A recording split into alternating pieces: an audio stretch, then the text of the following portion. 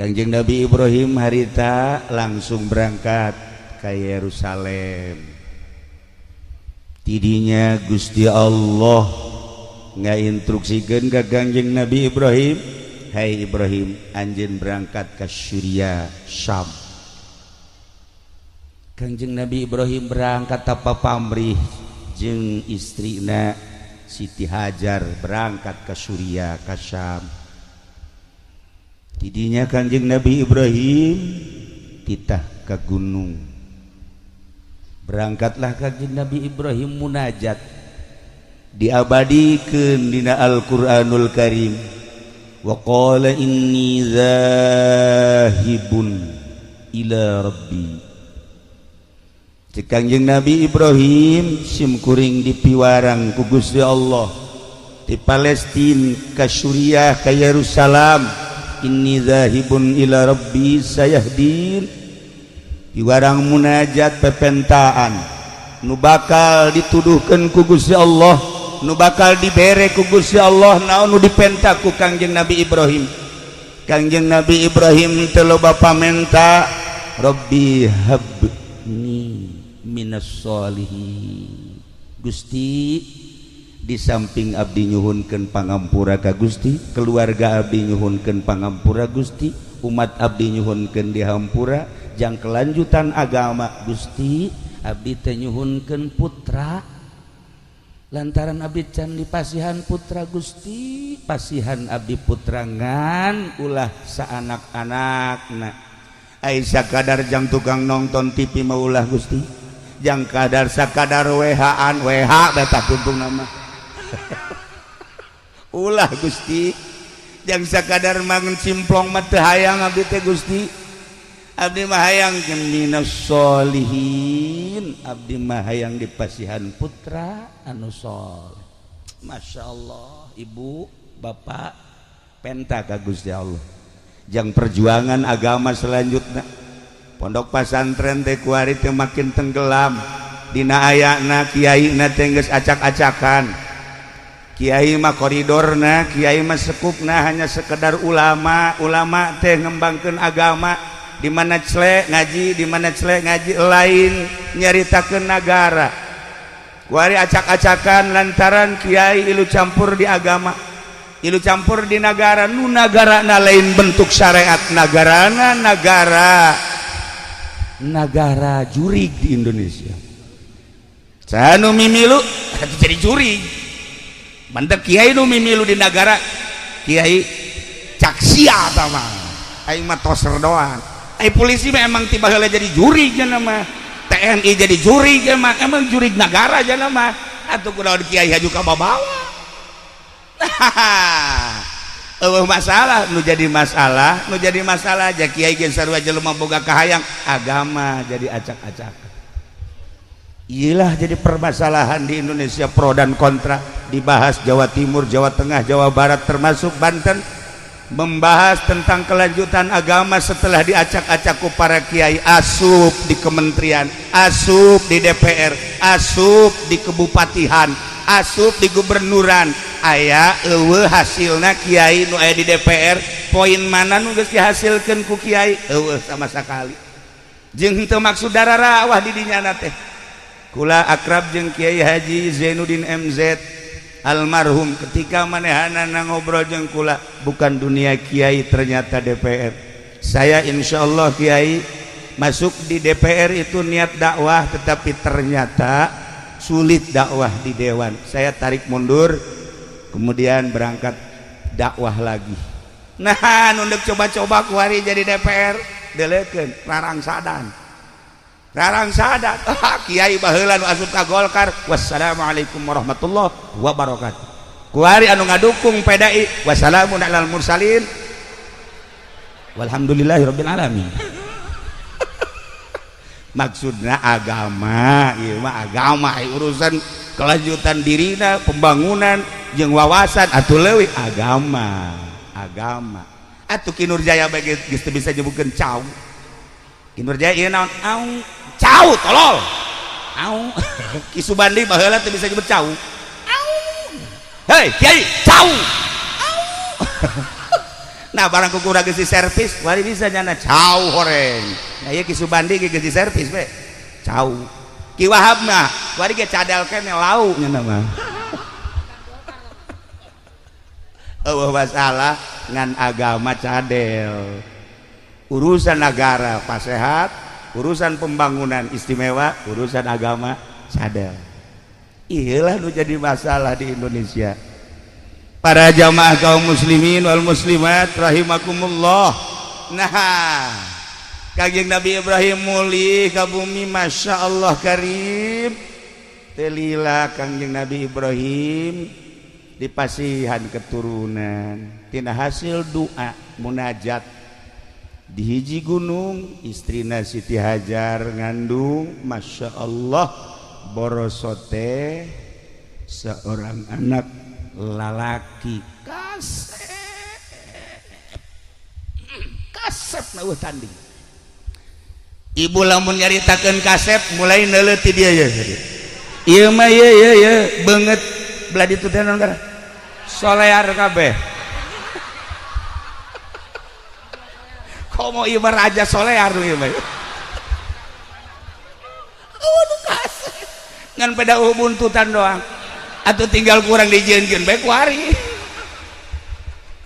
Waduh kasep. Ya Allah ya Rabb. Kangjeng Nabi Ismail mah begitu borosot dilalayan ku tatangga eueuh nu nyebutkeun teu kasep. Timimiti tarangna, halisna, irungna geus kabentuk pikasepeun anu luar biasa. Kacaritakeun terus rada gede beuki kasep. Arulin di luar teh babaturan-babaturanna isin ku kakasepan Kangjeng Nabi Ismail alaihi salam. Kasep teh lalaga. Kasep. Begitu naik 7 tahun katingali kakasepan Kangjeng Nabi Ismail, naik 10, naik 11, 12, 13, Masya Allah geus menghampiri balik. Luar biasa kasepna. Loba awewe anu panasaran hayang neuleuh Kangjeng Nabi Ismail ku tenar-tenarna kasepna.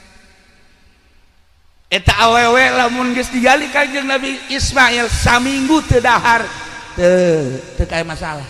Seubeuh bae. Urang lamun kuari seubeuh neuleuh beungeut haji pedi lapar mah. Lapar. Malah keluar peureup. Masya Allah. Bedana Kangjeng Nabi Ismail.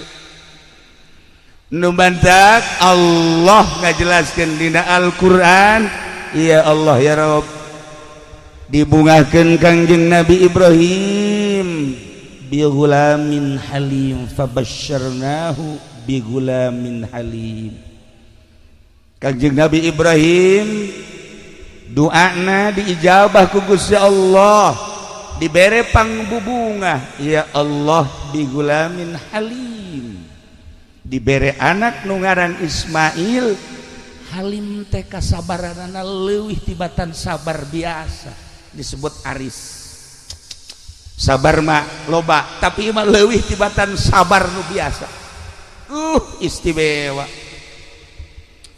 Bunga nu kacida Kangjeng Nabi Ibrahim jeung Siti Hajar, di mana isuk-isuk ningali anak nu sakitu kasepna, cerdas dan luar biasa. Eueuh pibendueun indung bapa resep ningali anak. Jeung dina resepna, dina salian ti resep teh capetangna, dina salian ti capetang cerdasna, dina salian cerdasna babantu ngabantuan imah tangga teh geus teu kudu dititah. Masya Allah. Du jadi bapa jeung indung boga anak Ismail cumpon, resepna luar biasa. Masya Allah. Lamun urang boga anak kos kitu ngeunah. Nah, barang geus umur 13 tahun Kangjeng Nabi Ibrahim dibere impian ku Gusti Allah. Impianana model, impianana titah mencit anak nu ngaran Ismail.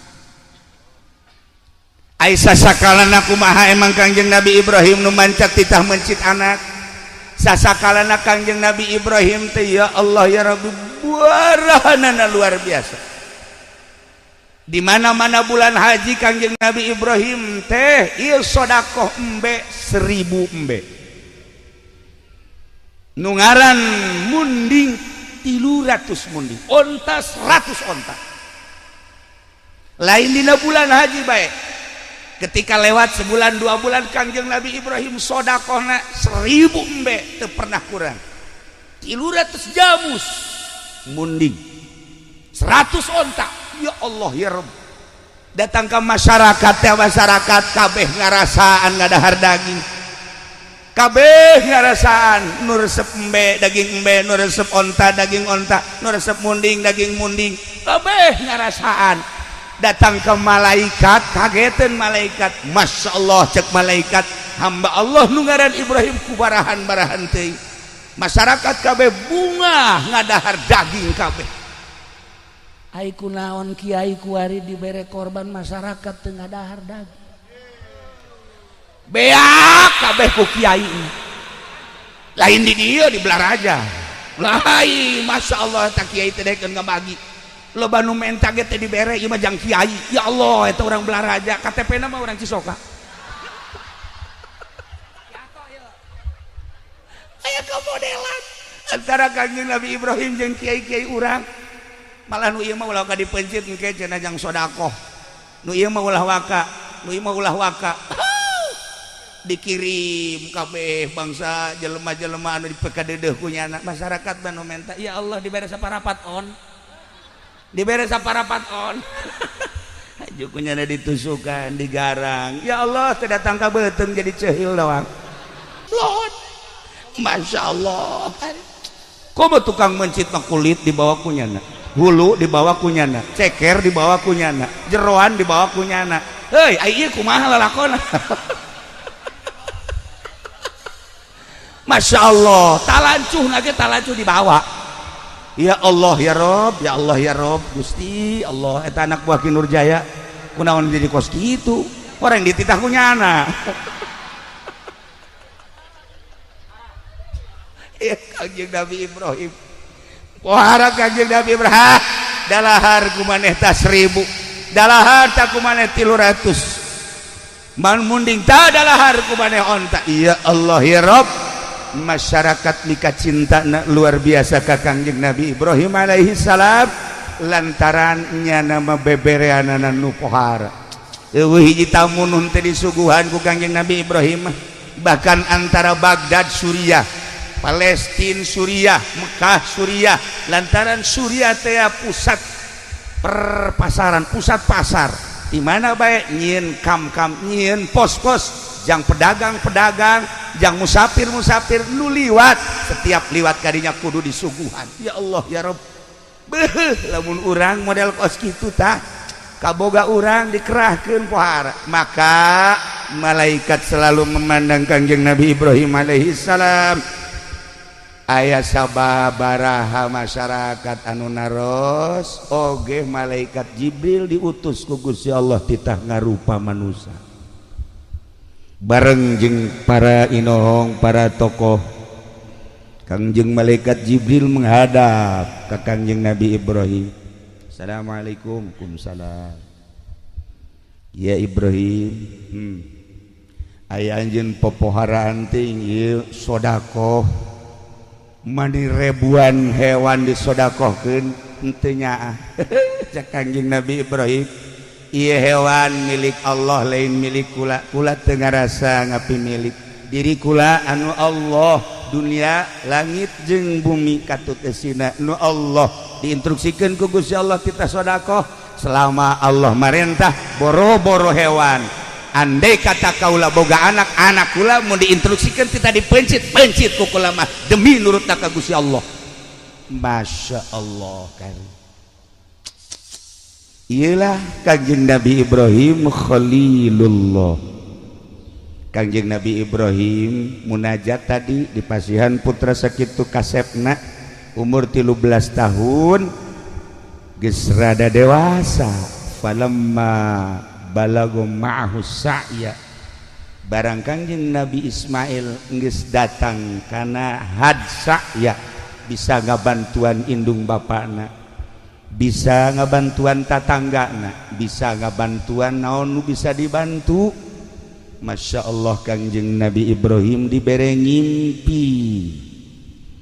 Wa qala ya bunayya cek Kangjeng Nabi Ibrahim anaking Ismail kadi aya naon abah? Inni ra'aitu fil manam. Abah tadi peuting ngimpi. Ngimpi naon abah? Anni azbahuka. Abah ngimpi titah mencit anjeun wahai Ismail. Fanzur madza taro. Coba kumaha pemikiran anjeun impian abah teh titah mencit anjeun teh.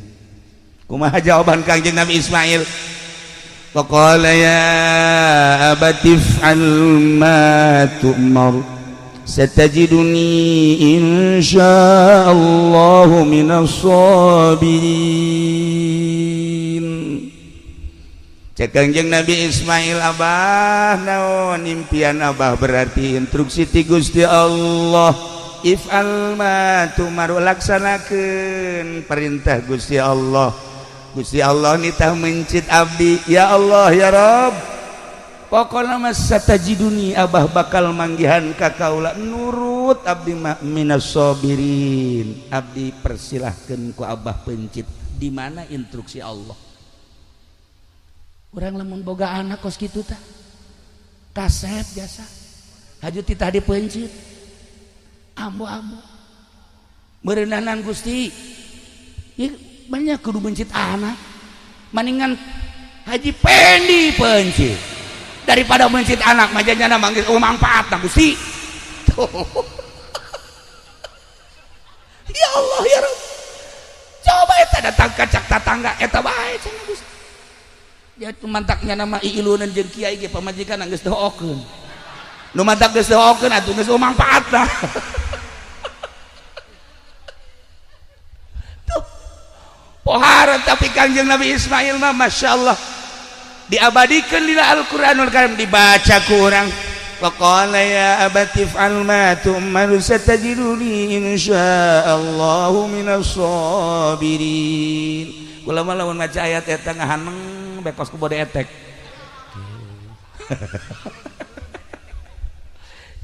Cekula teh ieu si budak pohara amat nurutna kanu jadi kolot. Masya Allah. Kangjeng Nabi Ibrahim na sakitu poharana, anakna sakitu sabarna, hayang amat boga anak seperti kos kitu tah. Urang majol anak, Masya Allah geus mamawa kampak ieu bae. Bah, kampak leutik ieu bah. Emang jang naon? Tarang abah ya. Maksudna naon sia? Belikan motor bah, lamun henteu antara dua kaca jeung tarang abah. Sial da orang Cisoka bah garoblok. Pohon Cisoka. Sial naonan cak abah. Pan kula di pegahan besina ge ku abah. Memeh ka batur ka abah heula. Goblok ibu dah. Ah ieu bah ieu. Seminggu motor eueuh awas. Mun teu kaca tarang. Nu kadua adina geus mau martil gede bae mak. Awas ya mah ieu. Naon sia naon sia naon. Lamun kakak dibelikeun motor kula henteu susu emak hiji. Sial boga anak karari amat. Sia ieu naonan teu bisa naonan. Pokona mah kieu bae geus pokona mah. Kakak dibelikeun kula henteu awas. Masyaallah. Imah hareudang imah. Hareuda ngobrol bae bapana jeung pamajikanna anak orang jadi karari bongan sia si pasantrenkeun modern cakae ge pasantren salap lo kadenge budak santri salap mah mau martil paling gara gaji. Ya gara-gara pasantren modern kos kieu tah tanu adina mah mangkaning tah tu pasantren modern acan nya mah asan mah sakola hasil sakola pak kos kieu. Pan batur ge itu tuh sakolanya jadi DPR mah leuwih kejam tibatan anak urang mah kampak hayang motor, DPR mah tanda tangan. Duh jahat sama kos kitu mah.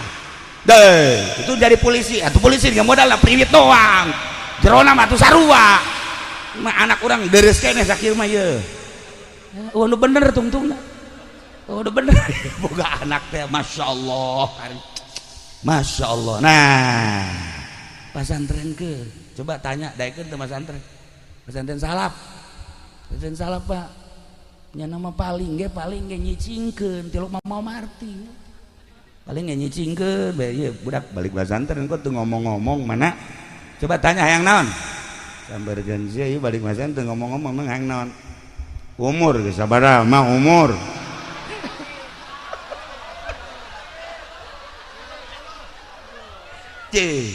pasti nanyakan umur emang emak tilok ngitung iya kula iya nu mantak make samping geus teu bagus ge eta teh demo sebenarnya mah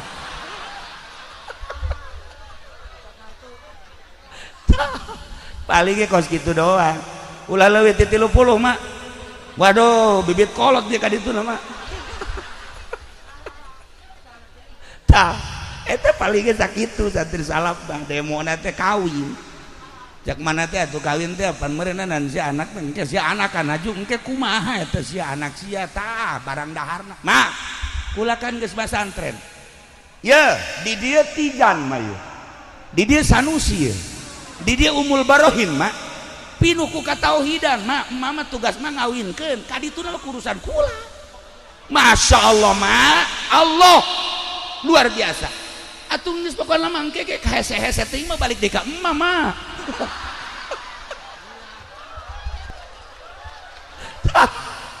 eta santri paling ge sakitu tenang mah pokona kula mah geus kawinkeun ka dituna geus tenang serahkeun ka Allah aing ngadenge sia mah gede hate tapi panyerahkeun ka Allah ge kudu syariat mah aya nu syariat aya nu tarekat aya nu hakikat kudu geus datang ka hakikat mah bah budak ieu budak kudu dikubur ya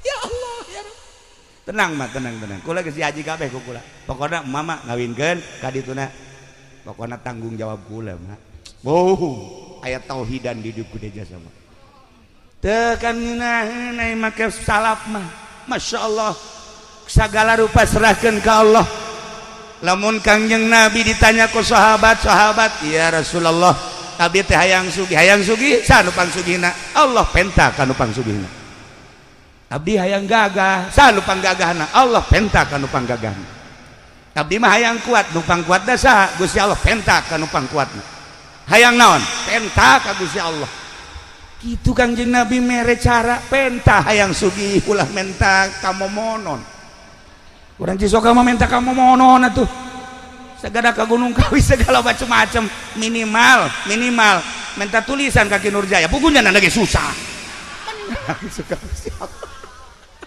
adi suka Allah penta ka Gusti Allah sugi nu menta kaya sahabat abdi mah hayang boga ilmu aya nu boga ilmu saha Gusti Allah penta ka Allah nu menta Gusti Allah pernah nyarios kieu kapan ana ilmu la ilmalak kaula ilmu anjeun eueuh ilmuwan mun eueuh kula lamun urang boga ilmu haju di aku ku urang sok dicabut deui ku Gusti Allah urang boga ilmu ulah di aku sebab cak Gusti Allah ana ilmu kaula ilmu anjeun la ilmalak eueuh ilmuan maneh mah tuh ja ilmu nu aya di maneh teh nu aing sok ilmu nu aya di maneh ilmu aing titipan ti aing ketika maneh ngalaksanakeunana teh beres dicabut ku aing sia ilmu sia pencabutan ilmu teh kumaha cek sahabat ka Kangjeng Rasul pencabutan ilmu teh ke hiji ilmu nama aya ngan nu biasa munajat ka Allah meunaheun teu ngeunaheun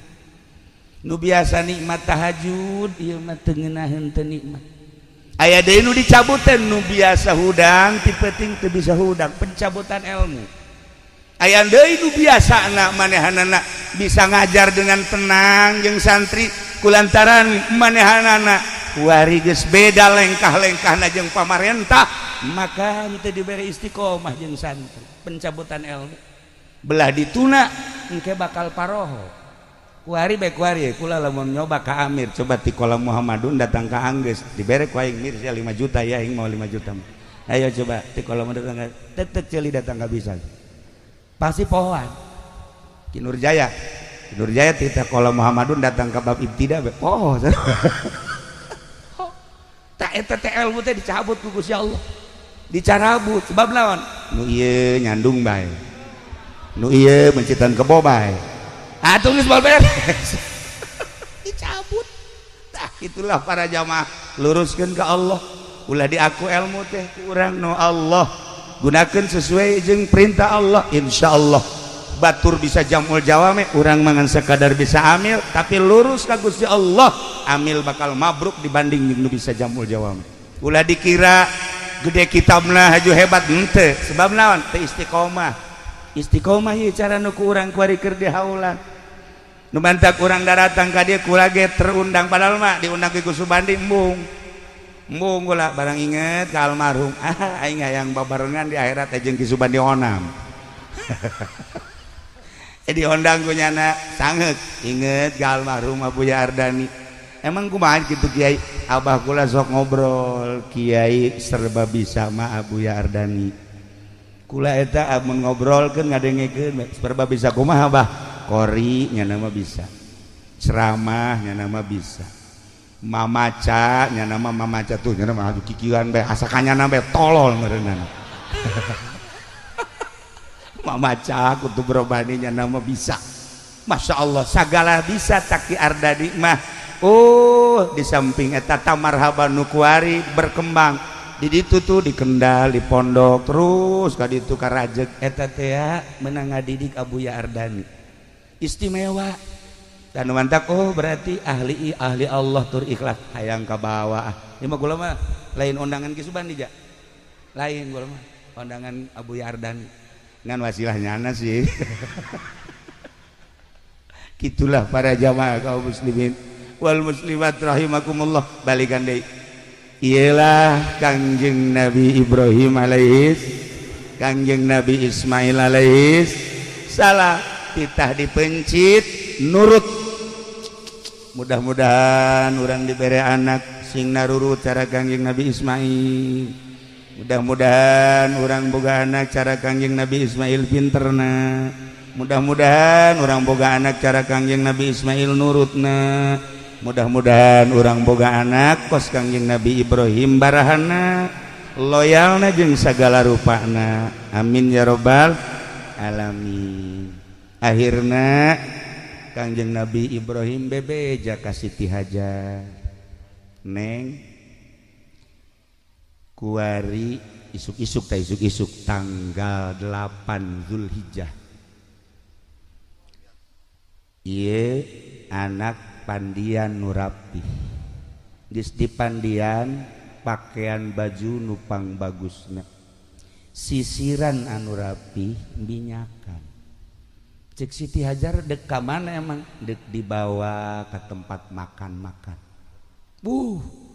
insyaallah tuh ku Siti Hajar dipandian geus dipandian di pakaian baju nu rapih bagus disisiran diminyakan serahkeun ka Kangjeng Nabi Ibrahim ditungtun ku Kangjeng Nabi Ibrahim Kangjeng Nabi Ibrahim nyokot peso belati jeung tambang dina hate ibuna pan dek makan si mau belati pan mawa tambang tapi teu nanya geus indit ditinggalikeun ku Siti Hajar datanglah kamina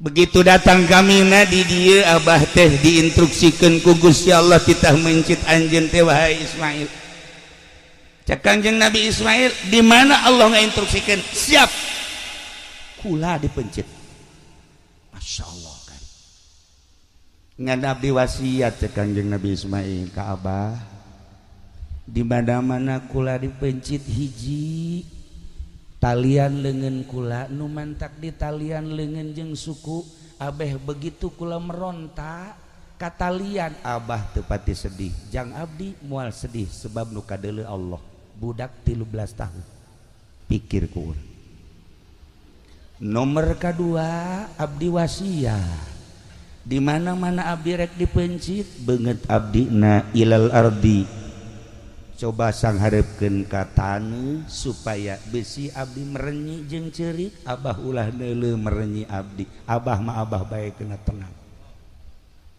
katilu wasiat di mana rek dipencit abdi leungeun baju abah wayahna jubah abah kudu disingsatkeun maksudna abeh getih abdi ulah aya nu nempel selain ka taneuh besi kurang ganjaran abdi ku sebab ngecret ka leungeun baju abah nomor kalimana bejakeun ka ibu abdi ibu Hajar bejakeun kitu anak dipencit teh lain berarti ieu teu deudeuh jeung teu nyaah tapi dititipkeun ka zat nu maha ngahampura maha deudeuh maha nyaah maha sagala-galana urusanana leuwih tibatan indung jeung bapa ngurusan ka abdi bejakeun ka emak nomor kagenepna besi aya budak sebaya jeung abdi ulah dideketkeun ka abdi besi ngajerit tur ulah dideketkeun ka ibu abdi besi ibu abdi engke majarkeun abdi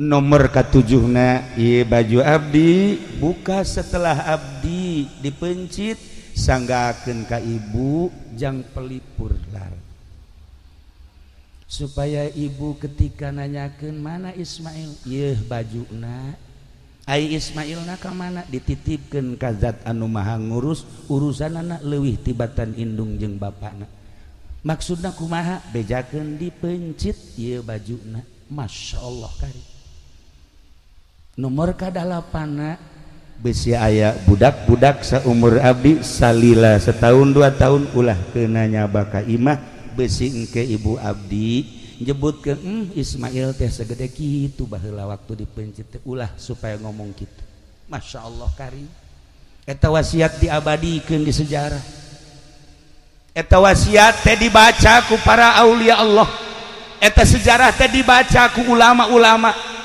sagede Ismail Kangjeng Nabi Ismail umur 13 tahun geus bisa wasiat model kos kitu ka indung bapana mangga bapak abdi besi rek dipencit begitu di talian Kangjeng Nabi Ibrahim Kangjeng Nabi Ismail ku Kangjeng Nabi Ibrahim jol teh iblis cek iblis wahai Ibrahim aya eueuh sejarahna ti zaman Adam tepi ka ayeuna bapa mencit anak eueuh atuh kunaon maneh ieu mencit anak ieu mah mencit ya instruksi ti Gusti Allah selama instruksi ti Gusti Allah boro-boro anak aina nu kudu dipencit pencit bae asal instruksi Gusti Allah waduh cak iblis ieu moal bisa cenah teh mah moal bisa dirobah ieu sia emang aing teu nyaho cak Kanjeng Nabi Ibrahim aing memang teu nyaho ka dia aing nyaho ka dia teh lain manusia dia tolol buat dia mah asalna Kanjeng Nabi Ibrahim karangkaseuh lah harita meureun nyokot batu Kanjeng Nabi Ibrahim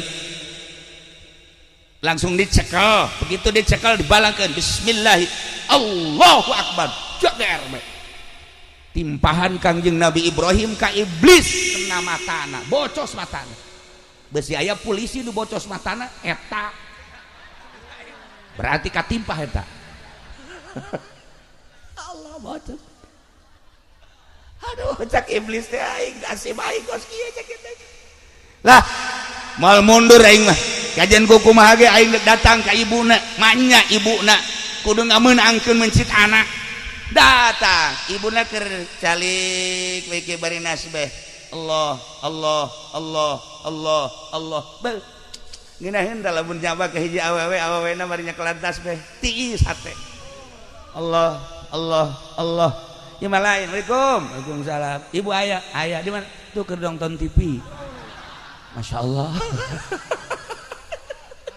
malah aya di Cisoga paling di Panggang Allah Allah Allah nah cek iblis Assalamualaikum salam iya Hajar mohon nyaon teh anak Ismail tuh dek dipencit wah banyak bapak mencit anak ih kuari geus digolerkeun naon cenah nu mantak dipencit nanya teu ka Ibrahim nanya naon eta nu mantak dipencit nyana boga sangka bahwa eta teh instruksi ti Gusti Allah coba gerahan ka ditu salaki kulama nabi salaki kulama nabi mah tilok bohong sekali instruksi ti Gusti Allah pasti instruksi ti Gusti Allah lain cara kiai di Cisoka wah tama kiai raradutan tama kos itu salaki abdi mah nabi cak jana pokoknya sekali instruksi pasti instruksi percaya antep ke dipencit dengan naon Masya Allah eta indung kuat ke percaya jasa ka salaki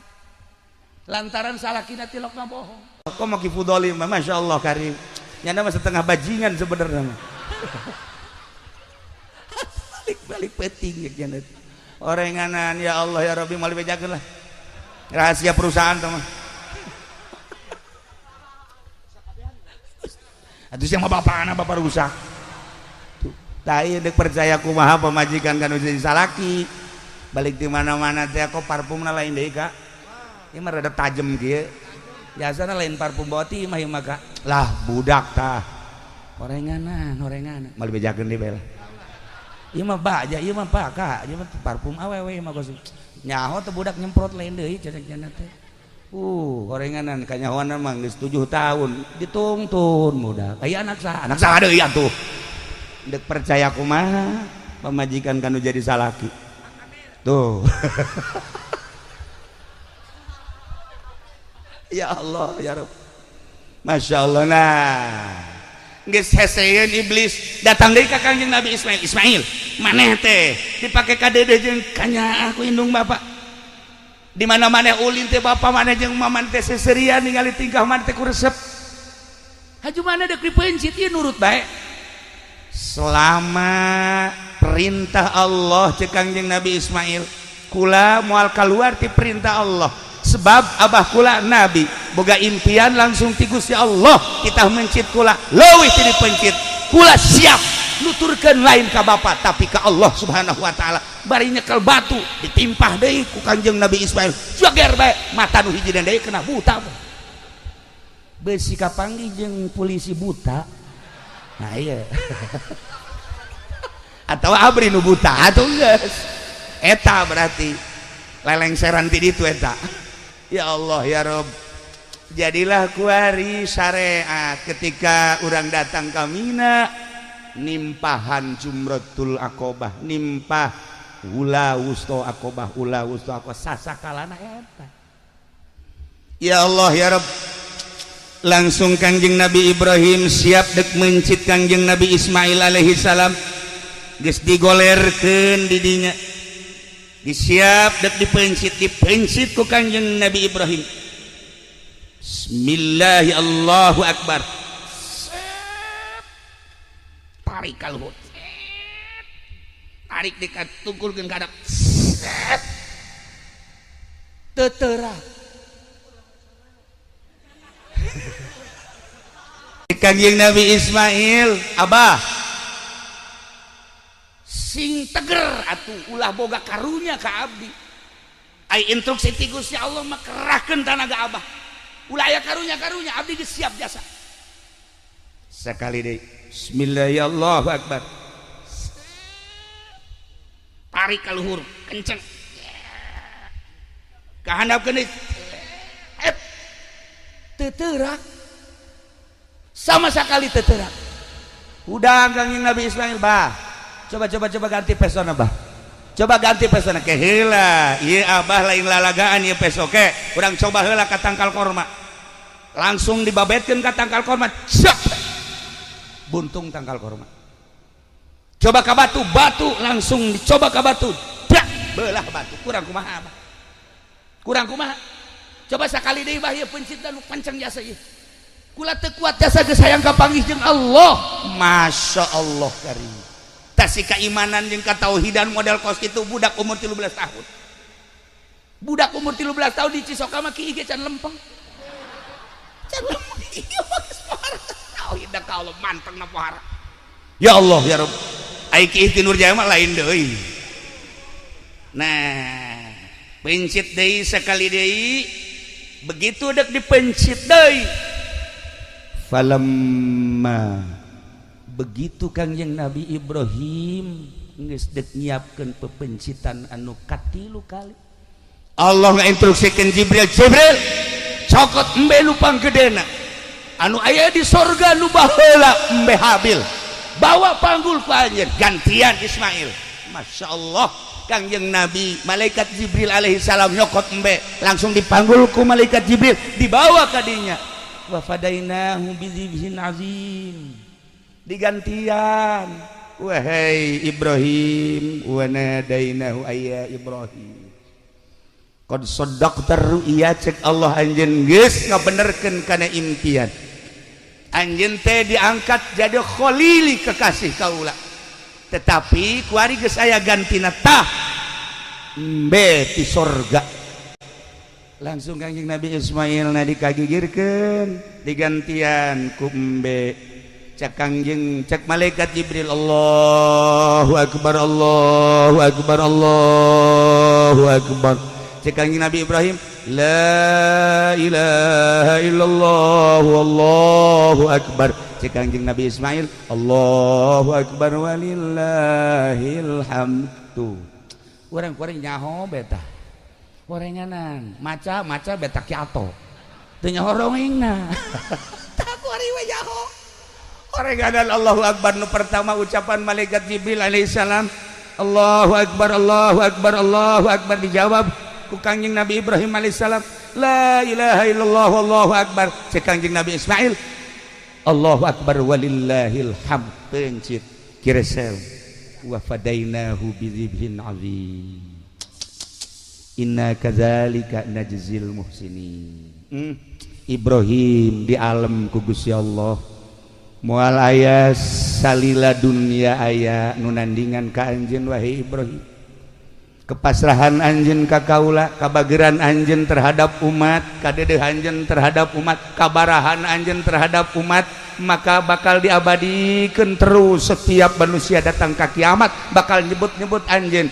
Urang maca kama shallaita ala sayyidina Ibrahim wa ala ali sayyidina Ibrahim wa barik ala sayyidina Muhammad wa ala ali sayyidina Muhammad kama barakta ala sayyidina Ibrahim wa ala ali sayyidina Ibrahim fil alamin innaka Hamidum Majid. Allahumma shalli ala sayyidina Muhammad wa ala ali sayyidina Muhammad kama shallaita. Nah disebut sholawat Ibrahimiyah mun dibaca ba'da sholat 7 kali tapi ba'da subuh mah 40 kali. Insyaallah bakal dijadikeun jelema anu murah hate, tur bakal dijadikeun jelema nu sugih bari daek sedekah.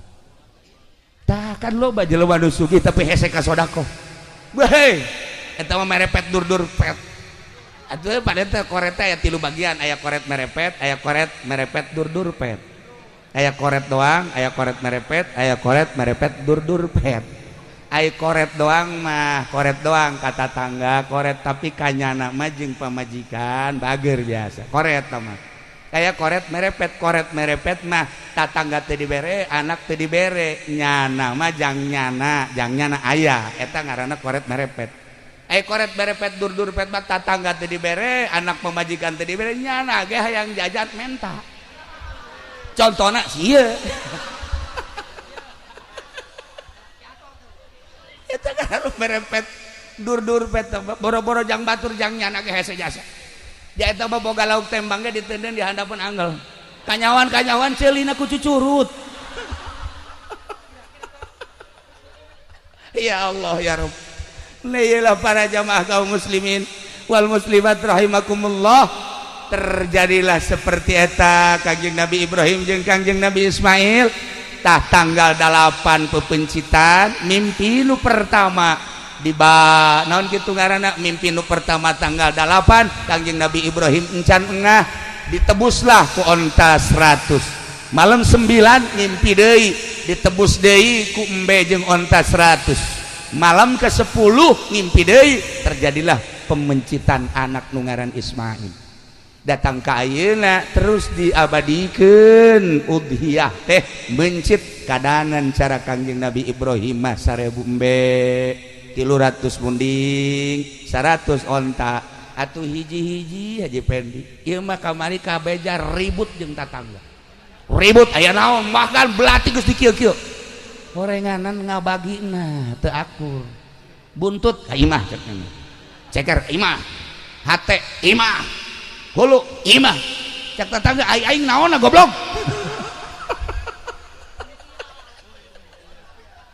Ribut kadanan mereka batur lu aya ge ngabagi geus teu beres. Masyaallah eta ge sapasar kemis ngan eta-etana doang henteu nu sajen mah teh aya di Cisoka mah kabehan. Ya Allah ya Rabb, nailah nyaritakeun Kangjeng Nabi Ibrahim jeung Kangjeng Nabi Ismail. Intina hiji urang ciptakeun gerageh di urang suasana model Kangjeng Nabi Ibrahim alaihissalam. Urang tuturkeun kabageran Kangjeng Nabi Ismail dengan sendirina manusia bakal menyerap naon nu aya di urang. Sebab ku kabageran Kangjeng Nabi Ibrahim alaihi salam jelema daratang hayang disyahadatan. Loba nu ti Jararaut ti Baghdad, ti Iran, ti Turki datang ka Kangjeng Nabi Ibrahim teh ngadege ka isimawan Kangjeng Nabi Ibrahim langsung maca 2 kalimat syahadat. Tanpa kudu lelempangan cara kifudoli sapeting tilu panggung. Baheu lain haju maraca syahadat pugunya nanaga subuhna kieu teh. Allahumma hidini cak anakna bah emang duha teh lo ngomong sia. Atuh lamun anak kos kitu atuh masyarakat ge leuwih ti kitu sarua bae. Kabehan horenganan. Nah iyalah urang tuturkeun ciptakeun contoh Kangjeng Nabi Ibrahim. Kadua Kangjeng Nabi Ismail alaihissalam berlanjut di Mina terus datang ke tempat pangsaian Mas'a. Iyalah nuturkeun Kangjeng Nabi Ismail alaihissalam Siti Hajar. Para jamaah kaum muslimin wal muslimat rahimakumullah, kiai-kiai urang nu laluhung kira Syamna di dieu, di ditu abuyana Bu Kiai Abdul Halimna di dia Abuya Ardanina. Ieu teh jadikeun contoh ku urang kabehan lain sakadar ilmu dibaca nah hungkul tapi iya ke masyarakatan meren nu mantak masyarakat teh ngimplet teh bisa daek belajar marhaba, bisa daek baca sholawat di dirina meren aya marhabaan. Hartina aya marhabaan teh cinta ka Kangjeng Nabi, hartina aya sholawatan teh cinta ka Kangjeng Nabi Muhammad sallallahu alaihi wasallam. Yuk urang babarengan cintakeun ka Allah, cintakeun ka Kangjeng Rasulullah, belah dieuna cintakeun ka para wali-wali Allah, belah dieuna pisan cintakeunlah ka para ulama warasatul anbiya. Tidak terkecuali jakabehan ge urang teh butuh syafaatil uzma. Ayeuna beda-beda urang teh pakaian keur kieu make jubah, keur kitu make samping kieu make jas, kieu make pakaian polisi. Ketika urang Allahu Akbar mah hate urang sarua ka Allah. Polisi hanya jadi pengamanan hungkul untuk dalam negeri berikut hukum, TNI untuk pengamanan dalam berikut luar negeri, eta teh jangamankeun negara. Urang bertugas supaya manusia aman diamankeun ku manehanana, bisa ibadah tentrem ka Gusti Allah, bisa ngaji tentrem ka Gusti Allah, bisa ngembangkeun agama lillahi taala. Jadi alhasil eueuh salahna polisi jadi polisi ka Allah, abri jadi abrina ka Allah, presiden jadi presidenna ka Allah, menteri berikut gubernur bupati kabehna perangkatna ka Allah. Urang masyarakatna tuh komo kegiatan naon sarua pada ka Allah, ai ka Allah nuturkeunana Kangjeng Nabi, nuturkeunana para ulama, para aulia Allah. Tuturkeunlah eta ulah mengkal ulah empungkal pengkol. Nu mantak nu paling hebat dina Al-Qur'an kan dijelaskeun innalladzina qalu rabbunallah tsumma istaqamu. Masyaallah jelema nu ngomong rabbunallah tsumma istaqamu istiqomah. Istiqomah teh dina syariat, nu bersyariat dina syariat, nu berthariqah dina thariqah, nu berhakikat istiqomah dina hakikat. Insyaallah eta teh bakal fala khaufun alaihim wala hum yahzanun. Moal aya khauf jeung moal aya hazan. Boro-boro di akhirat, boro-boro di kuburan, di dunia keneh ge ahli Allah ma fala khaufun alaihim wala hum yahzanun. Ahli syariat lamun urang ngomong rabbunallah tsumma istaqamu istiqomah dina syariat, insyaallah maut di jero kubur moal aya khauf jeung moal aya hazan. Moal aya sieun ibu bapak maut, begitu maut bakal aya pertanyaan malaikat. Lantaran di dunia, nah di dunia disebut Allah tsumma istaqam istiqomah dina syariat. Artina istiqomah dina syariat teh kumaha? Lamun haram singnya haramkeunana ka hate urang oh ieu mah haram. Lamun makruh cek hate ieu mah makruh. Ieu mah wajib cek hate ieu mah wajib urang laksanakeun. Ieu mah sunah yeuh urang laksanakeun. Ieu mah mubah oh ieu mah mangga rek kumaha oge. Geus nu haram haramkeun jauhan, nu halal halalkeun silahkan, nu wajib laksanakeun istiqomah. Ulah nu haram di halal halal, nu halal di haram haram. Iyalah nu bakal cilaka sebab teu istiqomah. Panjang urang menceritakan tentang tsumma istaqamu, datang kad fala khaufun alaihim wala hum yahzanun. Kabelah ditu nama jelema nu kos kitu teh ulaika ashabul jannah khalidina fiha. Jelema nu Allah pangeranna istiqomah dina syariatna bakal diasupkeun ka surga Allah Subhanahu wa taala. Di surgana lain ngontrak sapoe dua poe tapi khalidina fiha. Mudah-mudahan ku cintana urang ka Allah ku cintana urang ka Kangjeng Rasulullah, cintana urang ka para ulama, cintana urang ka para aulia Allah, urang dijadikeun ku Gusti Allah ashabul jannah. Amin ya rabbal